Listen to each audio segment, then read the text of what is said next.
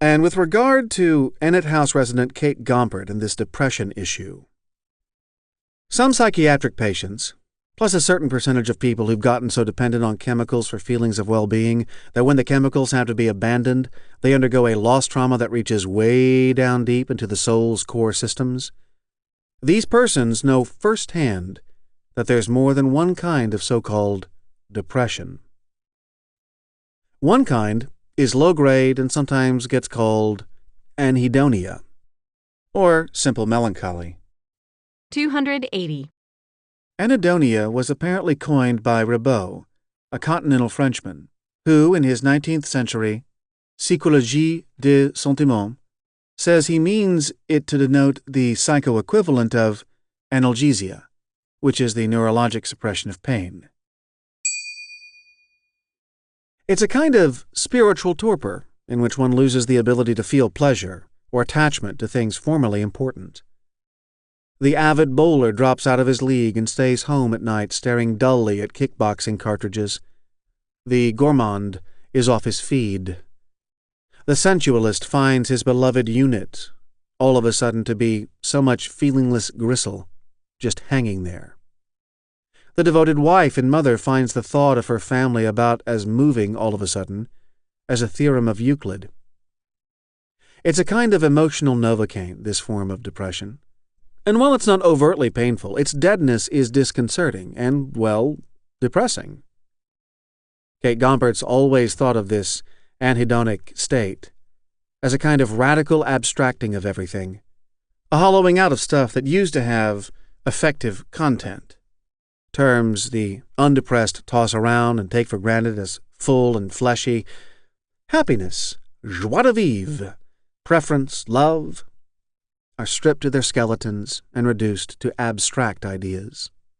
They have, as it were, denotation, but not connotation. The anhedonic can still speak about happiness and meaning and others, but she has become incapable of feeling anything in them, of understanding anything about them, of hoping anything about them, or of believing them to exist as anything more than concepts. Everything becomes an outline of the thing. Objects become schemata. The world becomes a map of the world. An anhedonic can navigate, but has no location. That is, the anhedonic becomes, in the lingo of Boston AA, unable to identify. It's worth noting that among younger ETAs, the standard take on Dr. J.O.N. Candenza's suicide attributes his putting his head in the microwave to this kind of anhedonia. This is maybe because anhedonia is often associated with the crises that afflict extremely goal-oriented people who reach a certain age having achieved all, or more than all, than they'd hoped for. The what-does-it-all-mean type crisis of middle-aged Americans. In fact, this is, not what killed in Candenza at all. In fact, the presumption that he'd achieved all his goals and found that the achievement didn't confer meaning or joy on his existence says more about the students at ETA than it says about Oren's and Hal's father. Still under the influence of the Dalint-like carrot-and-stick philosophies of their hometown coaches, rather than the more paradoxical shtitt in Candenza Lyle School, younger athletes who can't help gauging their whole worth by their place in an ordinal ranking use the idea that achieving their goals and finding the gnawing sense of worthlessness still there in their own gut as a kind of psychic bogey, something that they can use to justify stopping on their way down to dawn drills to smell the flowers along the ETA paths. The idea that achievement doesn't automatically confer interior worth is to them still at this age an abstraction, rather like the prospect of their own death. Caius is mortal, and so on. Deep down, they all still view the competitive carrot as the grail. They're mostly going through the motions when they invoke anhedonia. They're mostly small children, keep in mind. Listen to any sort of sub-16 exchange you hear in the bathroom or food line. "Hey there, how are you?" "Number 8 this week is how I am." They all still worship the carrot. With the possible exception of the tormented Lamont Chew, they all still subscribe to the delusive idea that the continent's second-ranked 14-year-old feels exactly twice as worthwhile as the continent's number 4. Deluded or not, it's still a lucky way to live, even though it's temporary. It may well be that the lower-ranked little kids at ETA are proportionally happier than the higher-ranked kids, since we, who are mostly not small children, know it's more invigorating to want than to have, it seems. Though maybe this is just the inverse of the same delusion. Hal Incandenza, though he has no idea yet of why his father really put his head in a specially dickied microwave in the year of the trial-sized Dove Bar, is pretty sure that it wasn't because of standard U.S. anhedonia. Hal himself hasn't had a bona fide intensity of interior life type emotion since he was tiny. He finds terms like joie and value to be like so many variables in rarefied equations, and he can manipulate them well enough to satisfy everyone but himself that he's in there, inside his own hull as a human being. But in fact, he's far more robotic than John Wayne.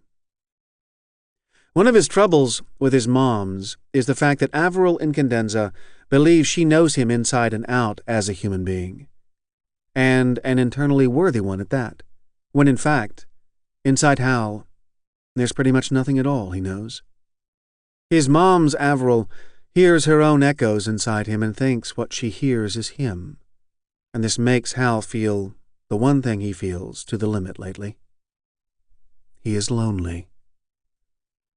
It's of some interest that the lively arts of the millennial USA treat anhedonia and internal emptiness as hip and cool. It's maybe the vestiges of the romantic glorification of Weltschmerz, which means world weariness or hip ennui. Maybe it's the fact that most of the arts here are produced by world-weary and sophisticated older people, and then consumed by younger people who not only consume art but study it for clues on how to be cool, hip. And keep in mind that for kids and younger people, to be hip and cool is the same as to be admired and accepted and included, and so unalone. Forget so-called peer pressure. It's more like peer hunger. No? We enter a spiritual puberty where we snap to the fact that the great transcendent horror is loneliness, excluded engagement in the self. Once we've hit this age, we will now give or take anything, wear any mask, to fit, be part of, not be alone, we young. The U.S. arts are our guide to inclusion, a how-to. We are shown how to fashion masks of ennui and jaded irony at a young age where the face is fictal enough to assume the shape of whatever it wears. And then, it's stuck there. The weary cynicism that saves us from gooey sentiment and unsophisticated naivete. Sentiment equals naivete on this continent, at least since the reconfiguration. One of the things sophisticated viewers have always liked about J.O. Incandenza's The American Century as Seen Through a Brick is its unsubtle thesis that naivete is the last true terrible sin in the theology of millennial America. And since sin is the sort of thing that can be talked about only figuratively, it's natural that himself's dark little cartridge was mostly about a myth, namely, that queerly persistent U.S. myth that cynicism and naivete are mutually exclusive. Hal, who's empty but not dumb, theorizes privately that what passes for hip, cynical transcendence of sentiment is really some kind of fear of being really human, since to be really human, at least as he conceptualizes it, is probably to be unavoidably sentimental and naive and goo-prone and generally pathetic, is to be in some basic interior way forever infantile, some sort of not-quite-right-looking infant dragging itself analytically around the map, with big wet eyes and froggy soft skin, huge skull, gooey drool. One of the really American things about Hal, probably, is the way he despises what it is he's really lonely for. This hideous internal self, incontinent of sentiment and need, that pules and writhes just under the hip, empty mask, anhedonia. 281. This had been one of Hal's deepest and most pregnant abstractions, one he'd come up with once while getting secretly high in the pump room. That we're all lonely for something we don't know we're lonely for. How else to explain the curious feeling that he goes around feeling like he misses somebody he's never even met? Without the universalizing abstraction, the feeling would make no sense. The American century as seen through a brick's main and famous key image is of a piano string vibrating. A high D, it looks like, vibrating, and making a very sweet, unadorned solo sound indeed. And then a little thumb comes into the frame, a blunt, moist, pale, and yet dingy thumb, with disreputable stuff crusted in one of the nail corners, small and unlined, clearly an infantile thumb. And as it touches the piano string, the high, sweet sound immediately dies, and the silence that follows is excruciating. Later in the film, after much mordant and didactic panoramic brick following, we're back at the piano string and the thumb is removed, and the high, sweet sound recommences, extremely pure and solo. And yet now somehow, as the volume increases, now with something rotten about it underneath, there's something sick-sweet and overripe and potentially putrid about the one clear high D as its volume increases and increases, the sound getting purer and louder and more dysphoric until, after a surprisingly few seconds, we find ourselves right in the middle of the pure, undampered sound, longing and even maybe praying for the return of the natal thumb to shut it up. Hal isn't old enough yet to know that this is because numb emptiness isn't the worst kind of depression. That dead-eyed anhedonia is but a remora on the ventral flank of the true predator, the great white shark of pain. Authorities term this condition clinical depression, or involutional depression, or unipolar dysphoria. Instead of just an incapacity for feeling, a deadening of soul, the predator-grade depression Kate Gompert always feels as she withdraws from secret marijuana is itself a feeling. It goes by many names: anguish, despair, torment, or which see Burton's melancholia, or Yevtushenko's more authoritative psychotic depression. But Kate Gompert, down in the trenches with the thing itself, knows it simply as it. It is a level of psychic pain wholly incompatible with human life as we know it. It is a sense of radical and thoroughgoing evil not just as a feature, but as the essence of conscious existence. It is a sense of poisoning that pervades the self at the self's most elementary levels. It is a nausea of the cells and soul. It is an unnumb intuition in which the world is fully rich and animate and unmap-like, and also thoroughly painful and malignant and antagonistic to the self, which depressed self it billows on and coagulates around and wraps in its black folds and absorbs into itself, so that an almost mystical unity is achieved in a world where every constituent of which means painful harm to the self.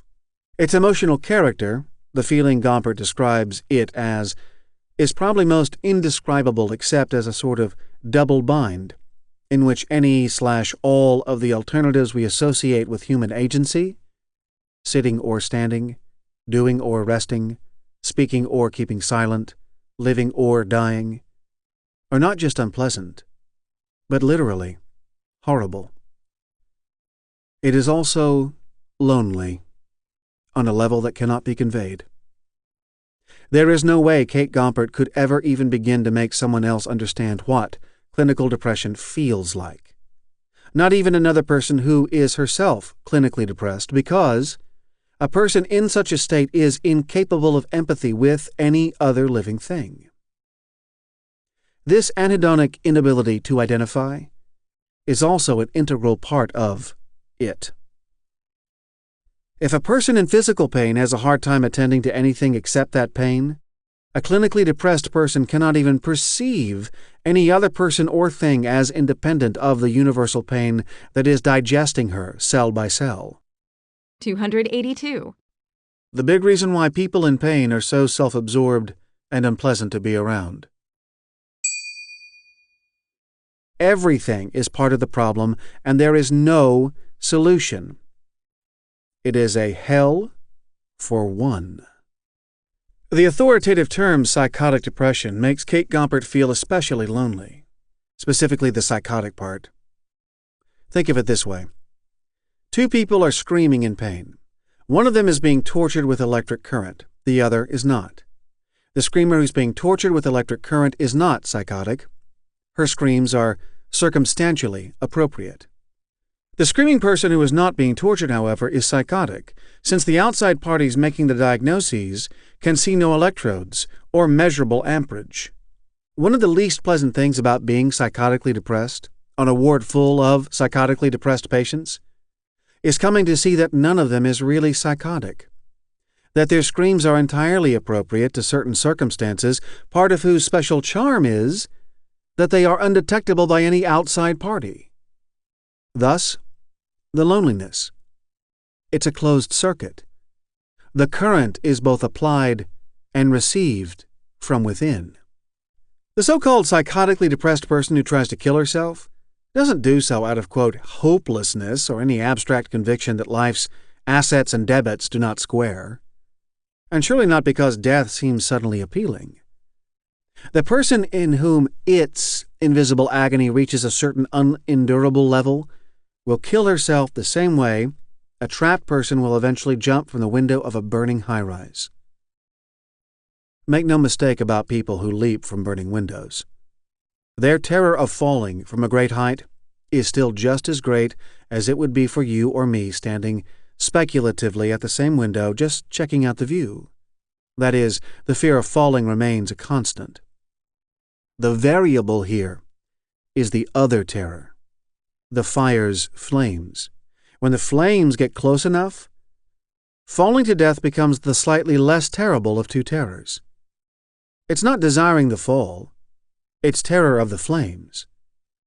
And yet nobody down on the sidewalk looking up and yelling, "Don't!" and "Hang on!" can understand the jump. Not really. You'd have to have personally been trapped and felt flames to really understand a terror way beyond falling. So, the idea of a person in the grip of it being bound by a suicide contract some well-meaning substance abuse halfway house makes her sign is simply absurd. Because such a contract will constrain such a person only until the exact psychic circumstances that made the contract necessary in the first place assert themselves, invisibly and indescribably. That the well-meaning halfway house staff does not understand its overriding terror will only make the depressed resident feel more alone.